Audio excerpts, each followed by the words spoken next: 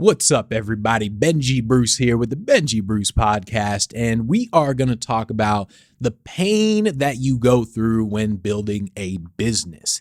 You need to understand that the pain you go through is part of building a business. And I remember I saw a meme that someone posted a while ago, and what happened was this meme, the meme was of a person with a straight, like, stoic face. And it looked more like artwork, really. But it was like a person with a straight, stoic face, like no emotions. And the caption said, when everybody describes you as chill, but you're on the verge of a mental breakdown, and mask it by being unbothered about everything, or by acting unbothered about everything.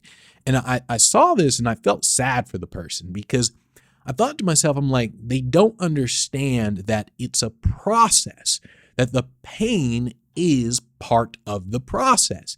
So it's like what Frederick Douglass said, where he's like, if there's no struggle, there is no progress. And that's how you have to think about all the struggle, all the pain that you go through. That's how you have to think about it, because it's true. Your success is forged through the pain. Success without pain means the second you experience pain, you're going to quit because you're not used to it. So you have to have that pain. You have to have that struggle, because when you go through anything and it's painful, you're used to it. So now you obliterate it, because you're like, well, that's nothing compared to what I've been through before. So that's what happens. That's what pain and struggle means. Every successful person, they went through painful periods in their life. And it reminds me of Winston Churchill, his quote, which I thought was a great quote, where he said, if you're going through hell, keep going. And that's the difference between successful entrepreneurs and everybody else. Successful entrepreneurs, they keep going. Everyone else, when they're in hell, they stop and they look around. That's literally what they do. When people are going through some type of pain, some type of struggle, they stop, they look around, their mind keeps going towards the pain. They create the pain by focusing on it. That's literally what they're doing. They're talking about it all the time. They're not thinking in terms of solutions. They simply focus on the pain. And that's what happens. Like, that's why I like the Winston Churchill quote, where he's like, look, if you're going through hell, keep going. Successful people, it's not that they've never been through hell. They just kept going when they were there. And everyone else stops. They stop, they look around, and they talk about it, and they get all up in their emotions in their head, and they allow it to break them down. You think that your problems are unique. They're not. People just aren't talking about theirs.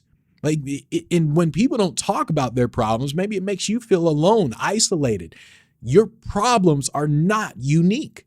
Everyone is going through problems. And so that's what you truly need to understand. Other people, they went through the same thing as you, and worse, 1,000,000 times worse.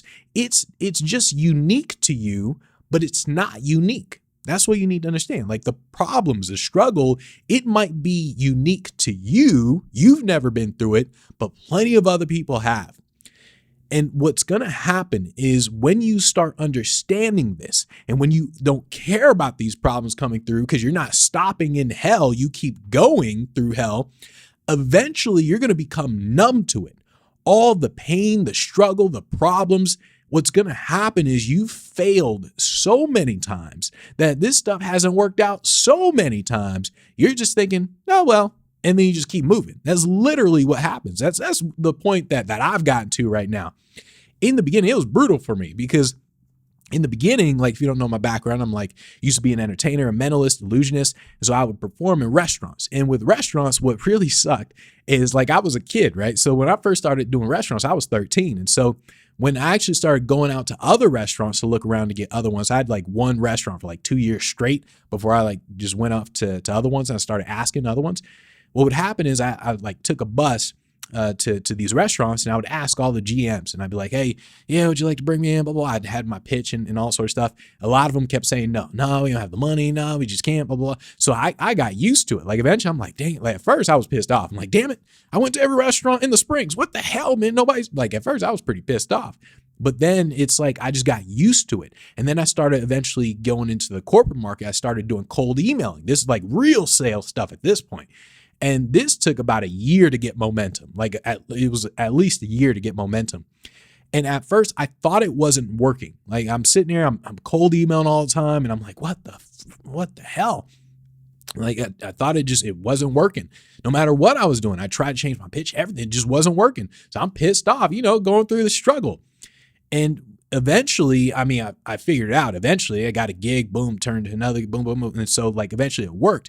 But in the beginning, like I failed so many times. It was like a year failure minimum with cold email, like a year. And that was me doing it all day, every day. Trust me. Like this wasn't me emailing just 5 people. This was me emailing hundreds of people like damn near every day. I was practically a spammer back in the day. Like that's basically what I was. I'd wake up all day, every day, like at least 12 hours, boom, just cold email all day, every day. That's all I did.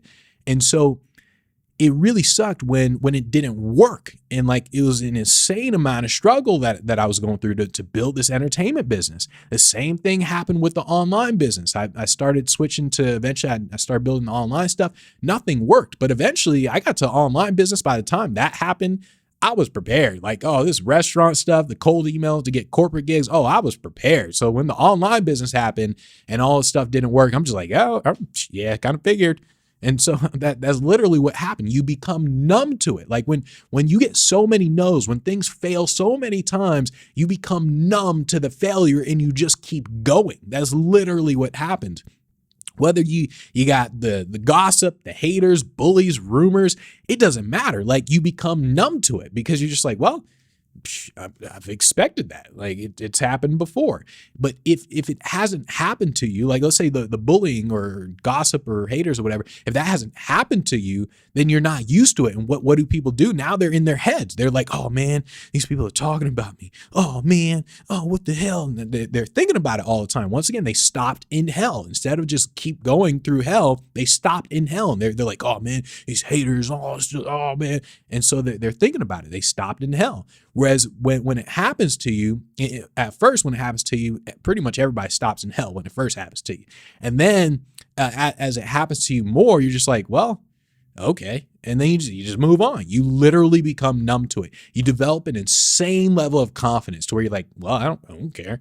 And so understand, it's like, it reminds me of like fighters, like let's MMA fighters, like bare knuckle fighters. The way they condition their knuckles, because if you punch something, like if you're not used to punching something and you punch a wall or something, it's going to hurt really bad. Well, I mean, even if you are used to punching a wall is still going to hurt. But it's like if you punch something and you're not used to punching, you're probably going to break your knuckles. If you really punch hard, you're going to break your knuckles because your knuckles haven't been conditioned to actually hit something. Whereas what fighters do, they condition their knuckles. And then the ones that do like kickboxing and Muay Thai, they condition their shins to where they actually like hit on it. I've seen like some of the Muay Thai guys, they take like a wooden stick or something, they like hit on their shins. That way they condition their shins to be prepared. Like, hey, when I kick this mofo in his face, then hey, everything's going to be all good with my shin, but not his face. And so that's what happens. Like you got to condition yourself. You control your focus.